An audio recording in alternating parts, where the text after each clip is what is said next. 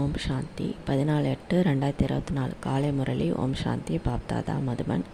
சிவத்தந்தையே பிரம்மா தந்தையோட உடல் அவதரித்து நமக்காக ஆசிரியராகி பாடெடுக்க வந்திருக்கிறாரு. நம்மளை இறை மாணவர்கள் மிக கவனமாக ஆத்மா அபிமானி நிலையிலிருந்து இன்றைய ஞான முரளியை கேட்கலாம். பாபா சொல்கிறாங்க, இனிமையான குழந்தைகளே, சகோதரன் என்பது தான் உங்களுடைய அனாதி உறவு ஆகும். பரந்தாமத்தில் இருக்கும்போது நம்ம எல்லாம் ஆத்மாக்கள் சகோதரன் தான். நீங்கள் சாக்காரத்தில் வரும்போது தான் சகோதரிகள். பிரம்மா பாபாவுடைய குழந்தை ஆகும்போது நம்ம பிரதர் சிஸ்டர் ஆகிறோன்றாரு. ஆகவே உங்களுக்கு குற்றப்பார்வை ஒருபோதும் ஏற்பட முடியாது சொல்லி பாபா சொல்கிறாங்க. கேள்வி: வெற்றியடைந்த அஷ்டரத்தினங்கள் யார்? அவங்களுடைய மதிப்பு என்ன சொல்லி பாபா கேட்குறாங்க. பதில்: அஷ்டரத்னத்தில் வருபவர்களுக்கு மனதில் தவறான சிந்தனைகளே இருக்காது. முழுமையாக தூய்மையான பார்வை தான் இருக்கும். அதாவது கர்மாதீத நிலையை அடையிறாங்க. இவர்களுக்கு எந்த அளவிற்கு மதிப்பு இருக்கிறது என்றால், யாருக்காவது கிரகச்சாரம் பிடிச்சிருச்சுன்னா அவங்களுக்கு அஷ்டரத்தினங்களின் மோதிரத்தை அணிவிக்கிறாங்க. இதனால் கிரகச்சாரமே நீங்கிவிடும் என நினைக்கின்றார்கள். பக்தி மார்க்கத்தில் அந்த மோதிரம் போட்டால் அவங்க பிடிச்ச கிரகச்சாரம் போயிடும்னு நினைக்கிறாங்க. அந்த அளவுக்கு அந்த மோதிரத்தில் இருக்கிற அந்த அஷ்டரத்தினங்களுடைய விலை மதிப்பு வாய்ந்தது அப்படின்றது சொல்கிறார் பாபா. அந்த அளவுக்கு அவங்க தூய்மையான பார்வை இங்கே பார்த்துட்டு போனவங்களால தான் அஷ்டரத்தினங்களில் வர முடியும் சொல்லி பாபா சொல்கிறாரு. அஷ்டரத்னமாக மாறக்கூடியவர்களுக்கு தொலைநோக்கு பார்வை இருக்கின்ற காரணத்தினால அவங்க எப்பயுமே சகோதரன் என்ற நினைவில் நிரந்தரமாக இருக்கின்றார்கள். அவங்க குற்றப்பார்வையை பார்க்க மாட்டாங்க. யார் அந்த மாதிரி இருக்கிறாங்களோ அவங்க தான் 8 பேரில் வருவாங்க, 8 லக்ஷ்மி நாராயணில் வருவாங்கன்னு சொல்லி பாபா சொல்கிறாரு. ஓம் சாந்தி. ஆன்மீக குழந்தைகள் அறிந்திருக்கிறாங்க. அவங்களின் பெயர் என்ன? பிராமணன். ஆன்மீக குழந்தைகள் யாருன்னா பிகேஸ்ன்னு சொல்லி சொல்கிறாரு. பிரம்மகுமாரிகள் நிறைய பேர் இருக்கிறாங்க. இதனால் தத்தெடுக்கப்பட்ட குழந்தைகள் என்பது தெளிவாகிறது. ஏனெனில் ஒரு தந்தையின் குழந்தைகள் தான் நிச்சயமாக தத்தெடுக்கப்பட்டவர்கள். பிரம்மகுமாரிகளாகிய நீங்கள் தான் தத்தெடுக்கப்பட்ட குழந்தைகள். நிறைய குழந்தைகள் இருக்கிறாங்க. ஒரு புறம் பிரஜாபிதா பிரம்மாவினுடைய குழந்தைகள், மற்றொரு புறம் பரம்பிதா சிவனினுடைய குழந்தைகள். நிச்சயமாக அவர்களுக்குள் தொடர்பு இருக்கும் சொல்லி பாபா சொல்கிறார். ஒரு பக்கம் பிகேஸ் நம்ம, ஒரு பக்கம் நான் பிகேஸு. நமக்குள்ளார தொடர்பு இருக்குதுன்னு சொல்லி சொல்கிறாரு. ஏனென்றால் அவர்கள் ஆன்மீக குழந்தைகள், இவருக்கு உலகியல் குழந்தைகள் ஆகும். சிவபாபாவுக்கு உலகியல் குழந்தைகள் இருக்கிறாங்க, பிரம்மா பாபாவுக்கு ஆன்மீக குழந்தைகள் இருக்கிறாங்க. அவருடையவர் என்றால் சகோதரன். அவர் சிவபாபாவுக்கு எல்லாருமே சகோதரன் ஆத்மாக்கள், குழந்தைகள். பிரஜாபிதா பிரம்மாவனுடையவர் என்றால் சாகாரத்தில் சகோதரிகள் ஆவர் சொல்லி பாபா சொல்கிறாரு. சகோதரி என்ற உறவு இருக்கும்போது தவறான உறவு ஒருபோதும் ஏற்படாது சொல்லி பாபா சொல்கிறாரு. இங்கே பூலோகத்தில் தான் நம்ம ஆண் பெண்ட்டு ஆத்மாக்கள் சரீரத்தில் நடிக்கிறாங்க. அப்படி நடிக்கும்போது நீங்கள் பிரம்மாவுடைய குழந்தைகள் சகோதரின்னு இருக்கும்போது அந்த தவறான உறவு வராதுன்றாரு. உங்களுக்கு இவர்கள் அனைவருமே சகோதரியாக மாற்றுகிறார்கள் என்ற குரல் கேட்கிறது அல்லவா? இதன் மூலம் தூய்மையான உறவு இருக்கட்டும் சொல்லி பாபா சொல்கிறாரு. குற்றப்பார்வை ஏற்படக்கூடாது. இந்த பிறவியில் இந்த பார்வை ஏற்படுவதால் எதிர்காலத்தில் ஒருபோதும் குற்றப்பார்வையே ஏற்படுவதில்லை சொல்லி சொல்கிறாரு. அங்கே சகோதரி என்று நினைப்பார்கள்லாம் கிடையாது. அங்கே மகாராஜா மகாராணி இருப்பதை போன்றே இருக்கிறார்கள் சொர்க்கத்தில். இப்போது குழந்தைகளாகிய நீங்கள், நாம் புருஷோத்தம சங்கமத்தில் இருக்கிறோம், நாம் அனைவரும் சகோதரி என்று புரிஞ்சுக்கிறீங்க. பிரஜாபிதா பிரம்மா என்ற பெயர் இருக்கிறது அல்லவா? பிரஜைகளின் தந்தை பிரம்மா எப்போது இருந்தார் என்பது உலகத்துக்கே தெரியாது. நீங்கள் இங்கே அமர்ந்திருக்கிறீங்க. நாம் புருஷோத்தம சங்கமத்தை சார்ந்த பிகேஸ்ன்ட்டு உங்களுக்கு தெரியும். இப்போது இதை தர்மம் என சொல்ல முடியாது. இந்த குலத்தின் ஸ்தாபனை நடந்து கொண்டு இருக்கின்றது சொல்லி பாபா சொல்கிறாரு. நீங்கள் பிராமண குலத்தை சார்ந்தவர்கள். நாங்கள் குமாரிகள். ஒரு பிரஜாபிதா பிரம்மாவின் வாரிசு என உங்களால் தான் கூற முடியும். இது புது விஷயம் அல்லவா? நாங்கள் பிகேஸ் என நீங்கள் தான் கூறலாம். உண்மையில் நாம் அனைவரும் சகோதரர்கள், ஒரு தந்தையின் குழந்தைகள். அவரை தத்தெடுக்கப்பட்டவர் என்று கூற முடியாது சொல்லி பாபா சொல்கிறாரு. ஆத்மாக்களாகிய நாம் அவருடைய வாரிசு என்பது அனாதியாகும். அவர் பரம்பிதா பரமாத்மா ஆவார். நம்ம எல்லாரும் ஆத்மாக்கள், நம்ம அவருடைய வாரிசு. இது அனாதி காலம் தொட்டே இருக்குதுன்னு சொல்கிறாரு. வேறு யாரையும் சுப்ரீம்ட்டு சொல்ல முடியாது. ஒரு பரம்பிதா பரமாத்மாவை தான் சுப்ரீம்ட்டு சொல்ல முடியும். சம்பூர்ண தூய்மையானவர்களை தான் சுப்ரீம்ட்டு அழைக்கிறாங்க. அனைவருக்குள்ளும் தூய்மை இருக்கிறது என்று சொல்ல முடியாது. இந்த சங்கமத்தில் தான் தூய்மையை கற்றுக்கொள்கிறாங்க. கலியுக நிவாசி சத்தியுக நிவாசி என்று சொல்வது போல் நீங்கள் புருஷோத்தம சங்கம யுகத்தை சார்ந்தவர்கள். இப்போ நம்ம சங்கம யுக வாசின்னு சொல்கிறாரு. சத்தியுக கலியுகத்தை பலர் தெரிஞ்சிருக்கிறாங்க. ஒருவேளை தொலைநோக்கு புத்தி உடையவர்கள் என்றால் புரிந்து கொள்ள முடியும். கலியுகம் மற்றும் சத்தியுகத்திற்கு இடைப்பட்ட காலத்தை தான் சங்கம யுகம்ட்டு சொல்ல முடியும். ஒவ்வொரு யுகத்திலும் என சாஸ்திரங்கள் கூறப்பட்டிருக்கிறது. நான் ஒவ்வொரு யுகத்திலும் வர்றதில்லை. கடவுள் நான் யுகே யுகேன்ட்டு சொல்லியிருக்கிறாங்க பகவத்கீதையில். யுகே யுகே அவர் வர்றதில்லை. ஒவ்வொரு யுகத்துலேயும் கடவுள் வர்றதில்லை. அவர் வர வேண்டிய அவசியம் இல்லை. அவர் கலியுக இறுதியில் தான் வரணும்னு அவசியம் இருக்குது. நாம் புருஷோத்தம சங்கம யுகத்தை சார்ந்த பிரம்மகுமார் குமாரிகள் என்பது புத்தியில் இருக்கணுன்றாரு. நாம் சத்தியுகத்திலும் இப்போ இல்லை, கலியுகத்திலும் இல்லை. நிச்சயமாக சங்கம யுகத்தில் இருக்கிறோம். சங்கம யுகத்துக்கு பிறகு தான் சத்தியுகமே வரும்னு சொல்லி பாபா சொல்கிறாரு. இப்போது நீங்கள் சத்தியுகத்துக்கு போவதற்காக முயற்சி செய்துகிட்டு இருக்கிறீங்க. அங்கே தூய்மை இல்லாமல் யாரும் போக முடியாது. இச்சமயம் நீங்கள் தூய்மையாவதற்காக முயற்சி செய்கிறீங்க. அனைவருமே தூய்மையாக முயற்சி செய்வதும் இல்லை. பலர் பத்தித்தமாகவே இருக்கிறாங்க. போக போக விழுந்துடுறாங்க. பிறகு மறைஞ்சு அமிர்தத்தை குடிக்கிறாங்க. உண்மையில் அமிர்தத்தை விட்டு விஷத்தை அருந்துபவர்களை சிறிது காலத்திற்கு வரவிடுவதில்லை. பாபா ஆரம்பத்தில் கொஞ்ச நாள் விஷத்தை குடிக்கிறவங்கள உள்ளே விடுறதில்ல. ஆனால் அமிர்தத்தை அளித்த போது விகாரி அசுரர்கள் கூட மறைஞ்சு அமர்ந்துட்டாங்கன்ட்டு அந்த சாஸ்திரத்தில் கூறப்பட்டிருக்கிறது. இந்த இதை பார்க்கடலை கடையும் போது ஒரு பக்கம் அசுரர்கள் ஒரு பக்கம் தேவர்கள் கடைஞ்சாங்க.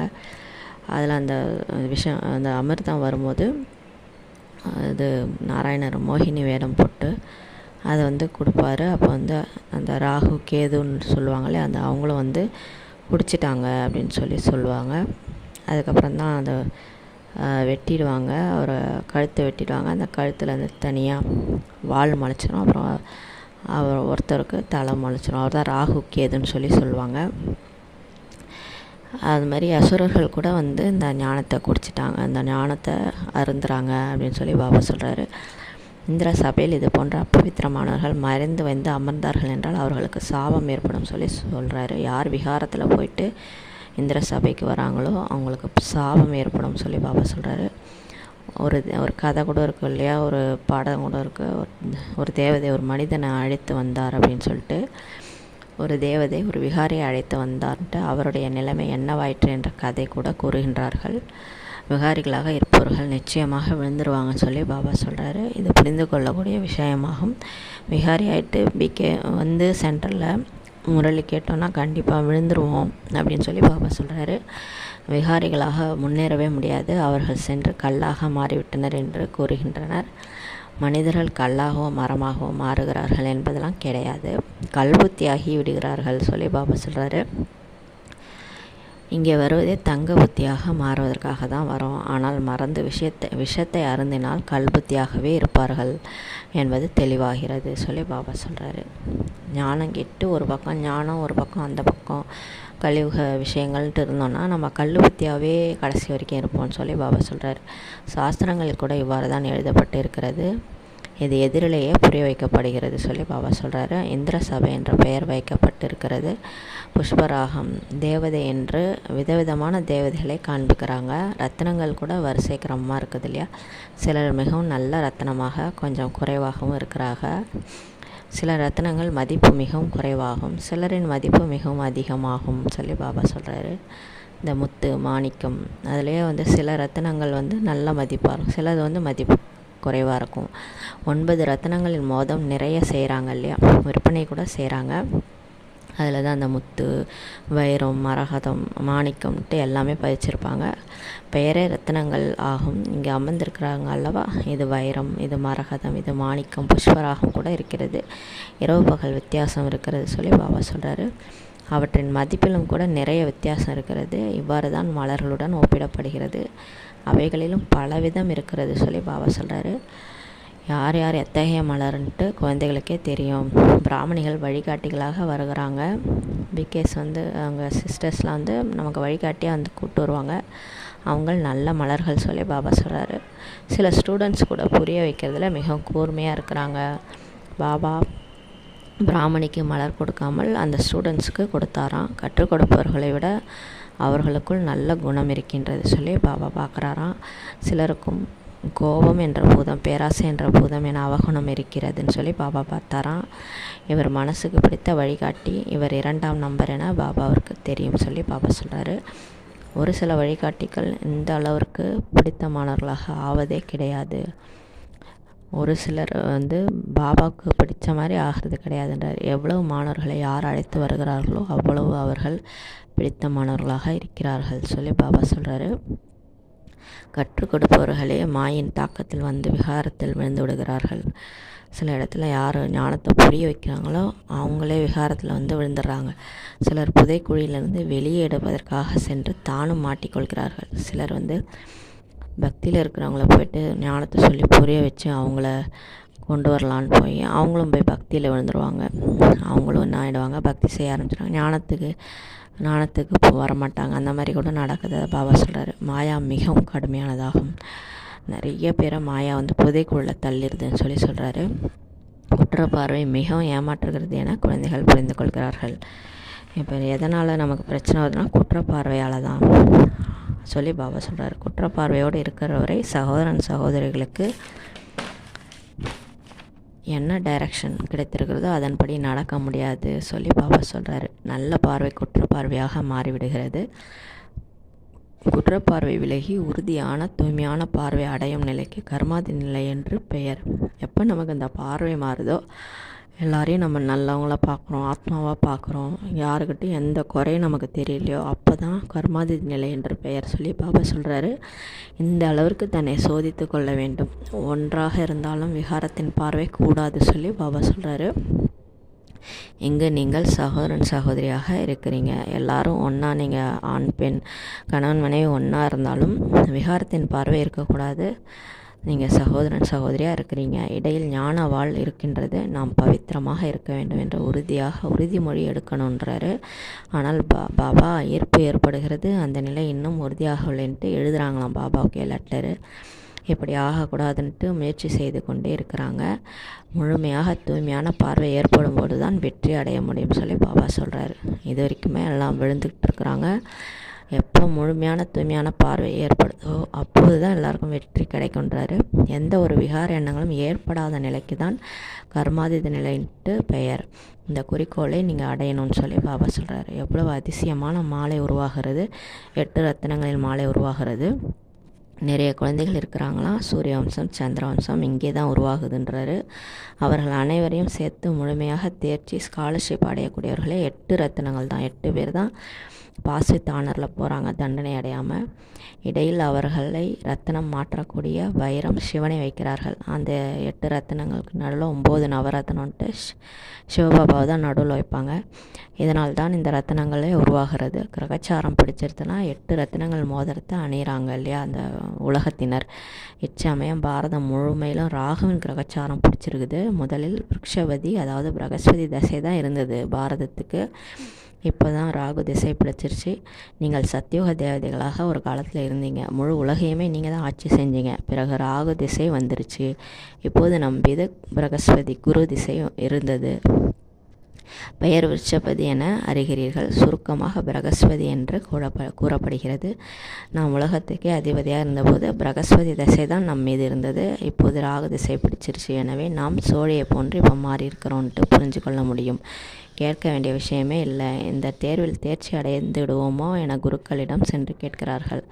அவங்க கேட்குறாங்க, நான் அந்த ஐஏஎஸ் பாஸ் ஆகணா அப்படி அதெல்லாம் குருக்கள்கிட்ட போய் கேட்குறாங்க.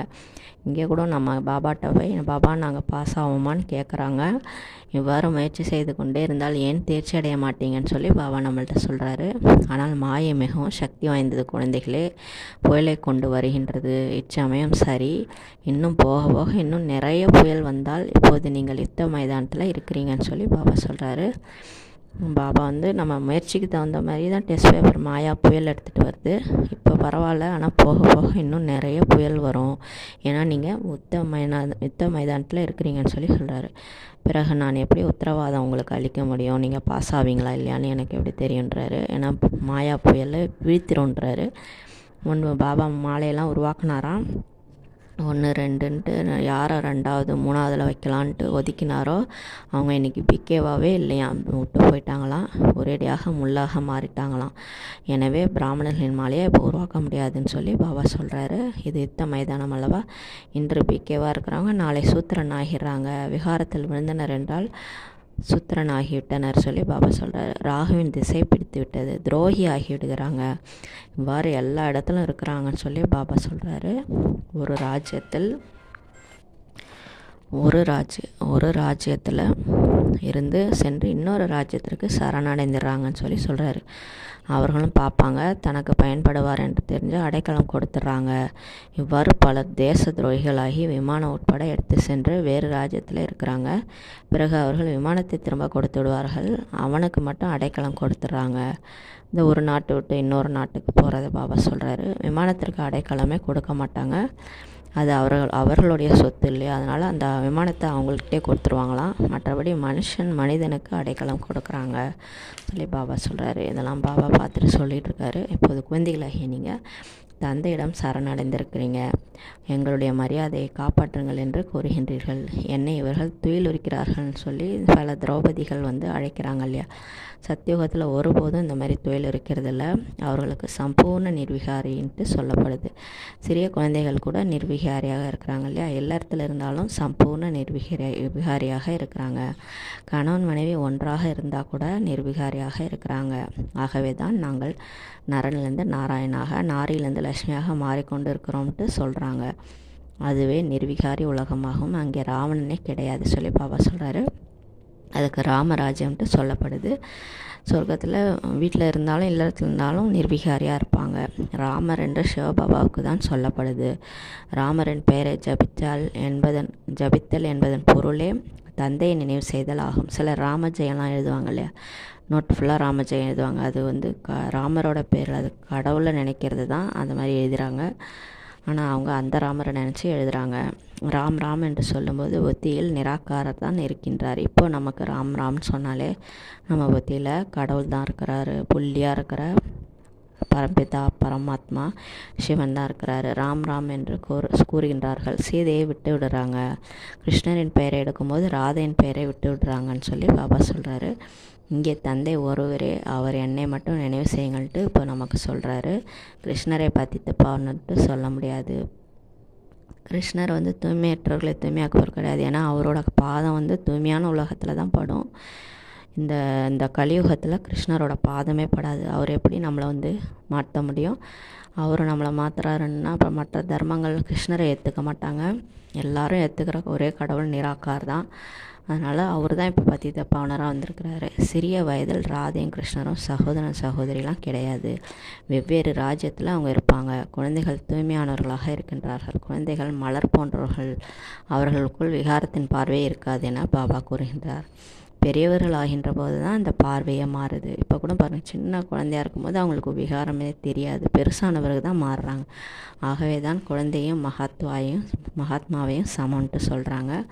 அதாவது குழந்தை மகாத்மாவை விட உயர்ந்தவர். மகாத்மாவிற்கு நாம் விகாரத்தினால் பிறந்திருக்கிறோம் என்று தெரியும், ஆனால் குழந்தைக்கு தெரியாது.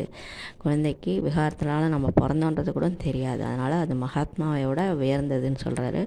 குழந்தை அப்பாவினுடையவரானதும் சொத்து கிடைக்கிறது. நீங்கள் உலக ராஜ்யத்தின் அதிபதியாக இப்போ ஆகிறீங்க. நீங்கள் உலகத்துக்கே அதிபதியாக இருந்தீர்கள் என்பது நேற்றைய விஷயம். இப்போது மீண்டும் மாறிக்கொண்டிருக்கிறீங்க. இவ்வளோ பிராப்தி கிடைக்கிறது. எனவே கணவன் மனைவி சகோதரன் சகோதரியாகி தூய்மையாக இருப்பதில் என்ன பெரிய விஷயம்?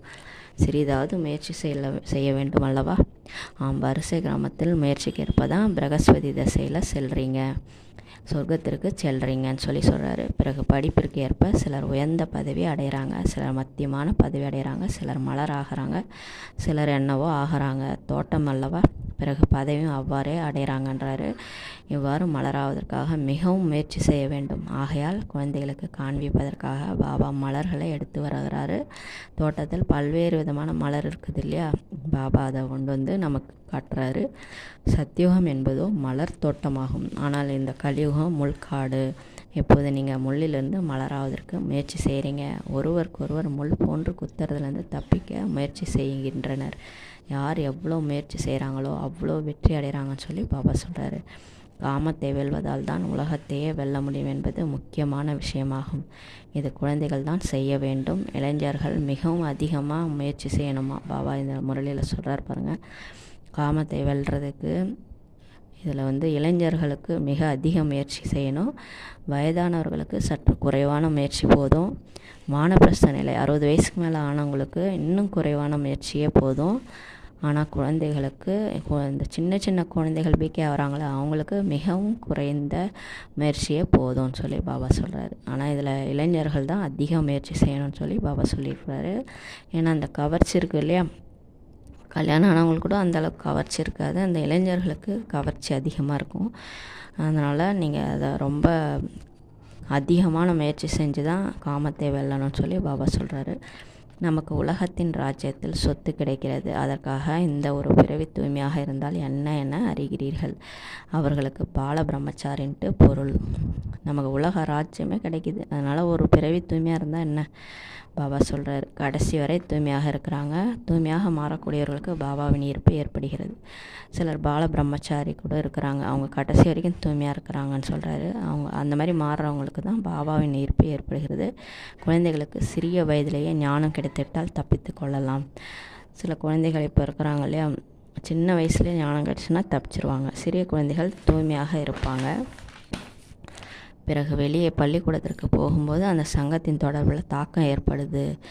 நல்ல சங்கத்தில் இருந்தால் பிரகாசிப்பாங்க, தீய சங்கத்தில் போனால் மூழ்கிடுவாங்கன்னு சொல்லி பாபா சொல்கிறாரு. நான் உங்களை சிவாலயத்திற்கே அழைத்து செல்கிறேன் என பாபா இப்போ சொல்கிறாரு. சத்தியுகம் என்பது முற்றிலும் புதிய உலகமாகும். மிகவும் குறைவான மனுஷங்க தான் அங்கே இருப்பாங்க. பிறகு வளர்ச்சி அடைகிறது. அங்கே மிக சில தேவதைகளே இருக்கிறார்கள். 9 லட்சம் பேர் தான் முதல்ல வருவாங்க. எனவே புதிய உலகத்திற்கு செல்ல முயற்சி செய்ய வேண்டும். இப்போ நம்ம அங்கே போகிறதுக்கு முயற்சி செய்யணும்னு சொல்லி பாபா சொல்கிறாங்க. நல்லது. இனிமேல் இனிமையான காணாமல் போய் கண்டெடுக்கப்பட்ட செல்லமான குழந்தைகளுக்கு தாயும் தந்தையுமாகிய பாப்தாதாவின் அன்பு நினைவுகள் மற்றும் காலை வணக்கம். ஆன்மீக குழந்தைகளுக்கு ஆன்மீக தாய் தந்தையின் நமஸ்தே. நாம் ஆன்மீக குழந்தைகள் ஆன்மீக தாய் தந்தைக்கு நமஸ்தே. தாரணைக்கான முக்கிய சாரம். ஃபஸ்ட்டு பாயிண்ட்டு, பாபாவின் மனதுக்கு பிடித்தவராவதற்காக குணவான ஆகணும். நல்ல நல்ல குணங்களை கடைப்பிடித்து மலர் மாதிரி ஆகணும். அவகுணங்களை நீக்கணும். யாரையும் முள் போல கொத்தக்கூடாது. 2வது பாயிண்ட்டு, முழுமையாக தேர்ச்சி அடைவதோடு ஸ்காலர்ஷிப்பையும் பெற வேண்டுமென்றால் எதுவும் நினைவில் வராத அளவிற்கு முழுமையான தூய்மையான பார்வை வரும் அளவிற்கு மனநிலையை உருவாக்கணும். எப்போதும் குரு பார்வையுடையவராக இருக்க வேண்டும் சொல்லி பாபா சொல்கிறார். வரதானம். பிராமண வாழ்க்கையில் அனைத்து கஜானாக்களையும் பயனுள்ளதாக்கி சதா பிராப்திகள் நிரம்பியவர் ஆகக்கூடிய திருப்தியின் மணி ஆகுகன்ற வரதானம் கொடுக்குறாரு. இந்த பிகே வாழ்க்கையில் எல்லாத்தோட பெரியதிலும் பெரிய கஜானாவே திருப்தி தான். எங்கே அனைத்து பிராப்திகளும் இருக்குதோ அங்கே திருப்தி இருக்கும். எங்கே திருப்தி இருக்குதோ அங்கே எல்லாமே இருக்கும். நமக்கு கடவுளே கஷ்டார், வேறு எதுவும் வேணான்னா இப்போ திருப்தி இருக்கும் இல்லையா. யார் திருப்தியின் ரத்தினமாக இருக்கிறாங்களோ அவங்க சர்வ பிராப்தி சுரூபமாக இருப்பாங்க. அவங்களது பாடலே என்னென்னா, எதை அடைய வேண்டுமோ அதையெல்லாம் நான் அடைஞ்சிட்டேன். ரமா பாபா இப்படி தான் பாடினார். அதுபோல் சர்வ பிராப்தி சுரூபம் ஆவதற்கான விதியே கிடைத்துள்ள சர்வ கஜானாக்களையும் பயன்படுத்துவதாகும். இப்போ நமக்கு என்னென்ன குணங்கள், சக்திகள், இந்த ஞானம், இது எல்லாத்தையும் பயன்படுத்துறது தான் சர்வ பிராப்தி சுரூபம் ஆகிறதுக்கான விதின்னு சொல்கிறார். நம்ம என்னெல்லாம் அடையிறோமோ அதை வாழ்க்கையில் பயன்படுத்தணும். பயன்படுத்த நமக்கு திருப்தி வந்துடும்ன்றார். ஏனென்றால் எவ்வளவு பயனுள்ளதாக்குறீர்களோ அந்த அளவு கஜானாக்கள் உங்களுக்கு அதிகரிச்சுட்டே போகும்னு சொல்லி சொல்கிறார். கொடுக்க எல்லாம் செய்கிறோம். இறக்க கிணறு ஊறுன்ற மாதிரி நீங்கள் சக்திகள், குணங்கள், ஞானத்தை கொடுத்துக்கிட்டே போகணும். யாருக்கு எது வேணுமோ அதை கொடுத்துக்கிட்டே இருந்தீங்கன்னா, வாழ்க்கையில் பயனுள்ளதாக ஆக்குனீங்கன்னா அந்த கஜானாக்கள் அதிகரிச்சுட்டே போகும்னு சொல்லி சொல்கிறாரு. ஸ்லோகன். யார் சதா நல்ல சிறப்புகள் என்ற முத்துக்களை தேர்ந்தெடுக்கிறாங்களோ, அவகுணங்களாகிய இந்த கூழாங்கற்களை எல்லாம் தேர்ந்தெடுக்கிறது இல்லையோ அவங்க தான் புனித அன்னப்பறவைன்ட்டு அழைக்கப்படுவாங்கன்னு சொல்லி பாபா சொல்கிறாங்க. நல்ல நல்ல குணங்கள் மட்டும் எடுத்துக்கணும். மற்றவங்கள்ட்ட இருக்கிற நல்லதை மட்டும் எடுத்துக்கணும். சிறப்புத்தன்மையை மட்டும் எடுத்துக்கணும். அவங்கள்ட்ட இருக்கிற அந்த அவகுணங்கள்லாம் விட்டுறணும். அதை பார்த்தா தானே நமக்கு மனசில் ஏதாவது குழப்பம் வந்துகிட்டே இருக்குது. நல்லதை பார்த்துட்டு கெட்டதெல்லாம் விட்டுட்டிங்கன்னா அவங்க தான் புனித அன்னப்பறவை. அன்னப்பறவை எப்பயுமே நல்லதை எடுத்துகிட்டு கெட்டதை விட்டுரும். அது மாதிரி நம்ம இப்போ சைத்தன்ய புனித அன்னப்பறவையாக இருக்கிறோம் சொல்லி பாபா சொல்கிறாங்க. ஓம் சாந்தி. நன்றி பாபா, நன்றி ராமா, நன்றி பரிவாரம்.